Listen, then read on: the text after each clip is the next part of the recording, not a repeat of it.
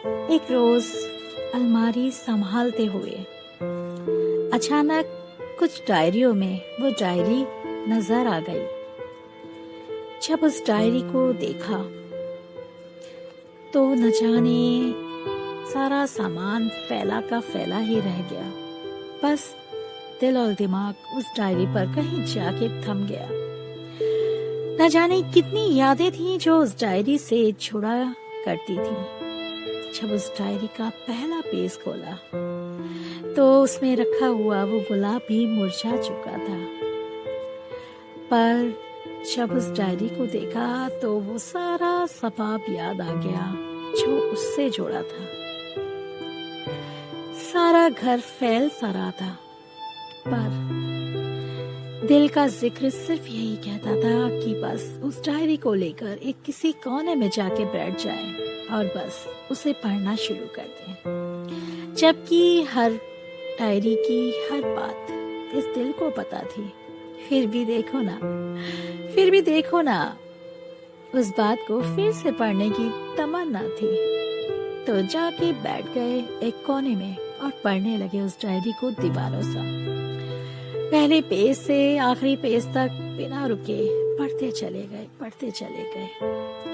कोई आया कोई फर्क नहीं, कोई गया कोई फर्क नहीं। कोई टोक रहा था तो वो भी बुरा लग रहा था कि क्यों डिस्टर्ब कर रहे हो, बहुत बिजी हूँ मैं, बहुत खास है जो पढ़ रहा हूँ, किसी को बता भी तो नहीं सकती कि क्या है आखिर उसमें। अचानक से वो पहली मुलाकात याद आ गई। उसके बाद फिर धीमे धीमे शिकवे शिकायतें से वो समय बढ़ता चला गया। धीमे धीमे उलझने और ज्यादा बढ़ती नजर आने लगी। फिर अंत में देखा कि सब कुछ खत्म सा नजर आने लगा और दिल टूट गया। फिर से सांसें भर के रोने लगे। ऐसा लग रहा था ये वाकया अभी का ही हो। फिर क्या था,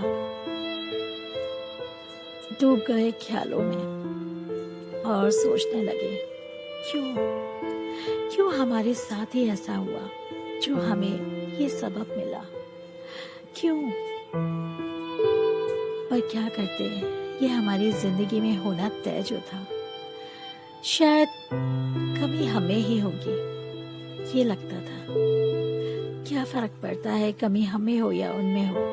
ये रिश्ता तो टूटना वाजिब था।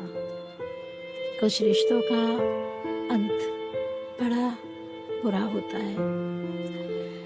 दिल भी बहुत टूट जाता है जब किसी अपने का जिक्र होता है। जब वो अपना बनते रह सा जाता है ना, तो ये सांसें भी बड़ी बेकरार सी होने लगती हैं।